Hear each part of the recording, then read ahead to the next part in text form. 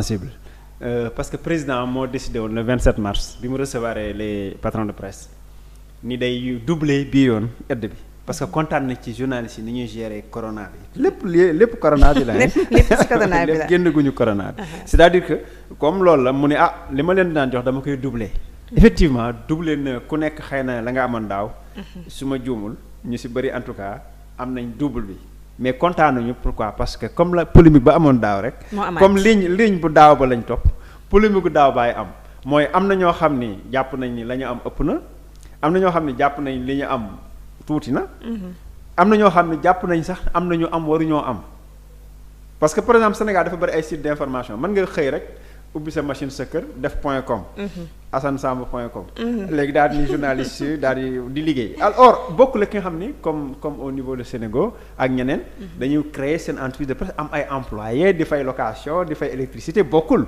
donc yooyu yëpp je pense que loolu la patron de presse yu bëgg état bi di ci bàyyi xel xam ni ñëpp yemuñu xàmmee ràññee boobu nag la ñuy reprocher au ministre de la culture ministre bi tamit moom nee na à l'époque déjà ay argument mooy kii bi ñu ko jox référentiel yi ñu ko jox TDR yi ci la mën a basé wu les termes de référence yi ñu koy jox ci la mën a basé wu donc loolu dafa laaj discussion profonde du nii lañ koy régler gedd bi bon man je ne pense pas que kii bu baax la c'est vrai que ci gedd bi waaw pression la mais ku si ne am nga droit ni du ma jël mooy li ma wax démb rek ci perjom yi mën nga ni man du ma jël ba neexee bu jël mais bu tere keneen jël bien sûr mais keneen ku bëgg a jël aussi mën nga jël en attendant maintenant que ministre bi toog ak ay techniciens ak les patrons de presse ak toutes les organisations professionnelles SYNPICS ak les jeunes reporters ñu définir les critères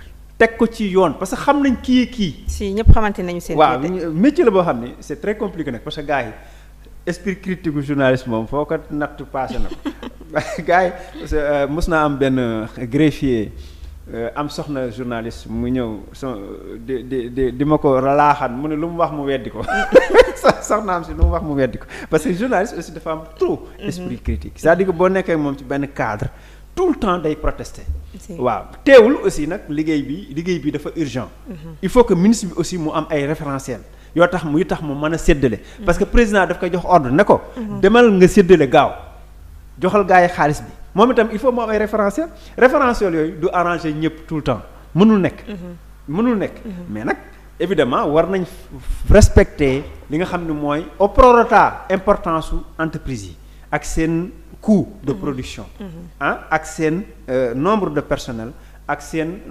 capacité de fonctionnement mais mënoo boole ki am ordinateur bi kese ak ki nga xam ne dafa ubbi ay bureau entreprise di yore ay emploi ak yooyu mais professeur tamit ci patron de presse yooyu tam il faut ñu wax ko parce que ñoom tam parfois duñu respecter seen ay liggéeykat quoi qu'on puisse dire tam il faut ñu wax ko ñoom tey balaa ñuy gedd ay pertement balaa ñuy gedd ay aide à la presse ak di wax aide à la presse est-ce que ñoom seen diggante ak seen ay employés ñu ngi koy sàmmatu ba mat parce que nga gis patron de presse boo xam ne da lay téye ba mu neex ko mu dàq la soit stagiaire ba du ko fay loo xam ne moom la ko war a fay ba pare di réclamer loo xam ne tey jii xaalis bu jógee ci état la très bien xam nga xam naa gars yi dañ ma mere mais olof day wax ni ku gedd sa yaay ay xam nga wax boobu dafa profond xam nga li mu tekki mooy yow miy gedd lekk gi am nga benn këll booy sóor ni nëbbal nañ la ko parce que wala boog am na foo teg sa tànk sinon doo gedd ab xaalis ku bool mbéymaloon ni man moom bu ñu lay jox rek ngay daw banque donc en fait dama ko caricaturer mais li wóor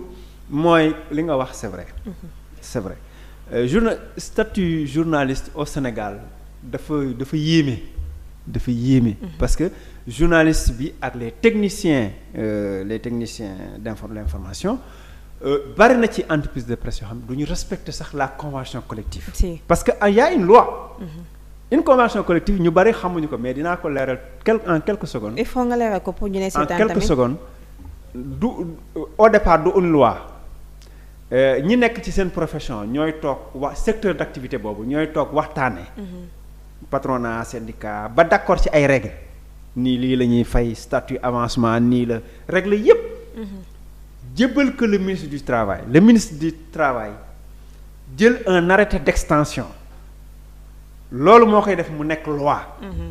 moom ministre bi dugg ci de mais daf leen bàyyi ngeen waxtaan ba d'accord ci nii lii mooy conditions yi ñu war a liggéey entre travailleurs employés nangam.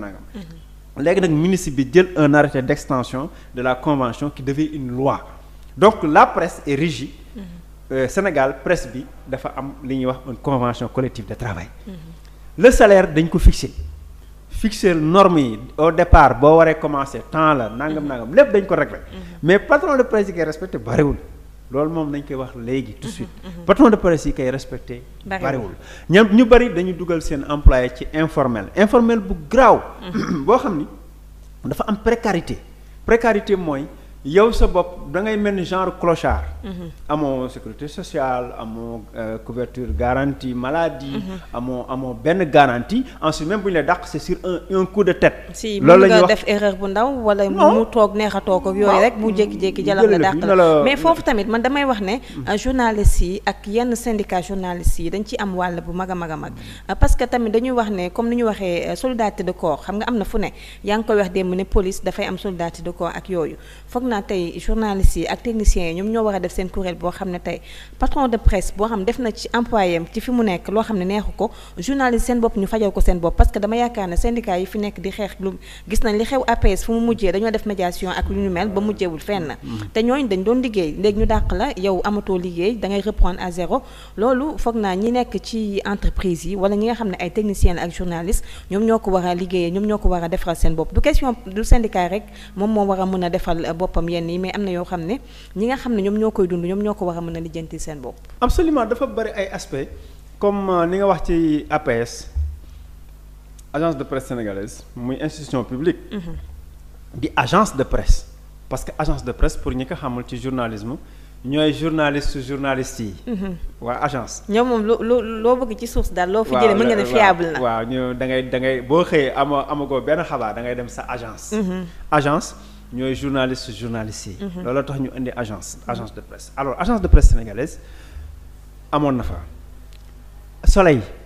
tout récemment am na fa avec Yakham Mbaye ñoom ñoom Mansour Sy. Mansour Sy et autres. si c'est voilà loolu ñuy même nañ ko wax tamit le Soleil. ak gis nga ko tisool ñu dàq la. am na benn dame bu mu fa amoon yu difficulté yu mel noonu. alors donc du entreprise privée yi rek. mais même entreprise publique presse publique dafa am difficulté yooyu. mais ci entreprise privée yi c'est pire encore foofu moom nañ lay dàqee sax yaakaar naa duñ ko dàqee am maçon. c'est ba pare lu ci gën a garaaw mën nañ la dinañ ñëw ci corona mais lii dafa nekk loo xam ne actualité la. ndax gis nañu li nga xam mooy aide à la presse bi yenn dañ lay employé par exemple lu toll ci 10 ans wala doo am contrat doo am dara yow da ngay dem di ñëw da ngay nekk dans le doute doo xam yow fan nga féete tam loolu am na. foofu dinaa leeral travailleurs Sénégal yi yëpp gis nga. foo dugg di liggéey nga ne awma contrat. am nga contrat gis nga buñ ko bindul contrat buñ ko bindul. loolu moo tekki xam nga lu mu tekki CDI. ak à durée indéterminée la tekki. ensuite bu ñu la joxul bulletin de salaire. xam nga lu mu tekki. boo demoon devant le tribunal tey il y a ce qu'on appelle lu ñu tuddee présomption irréfragable de non paiement c'est-à-dire que juge bi day considérer ni fayuñu la.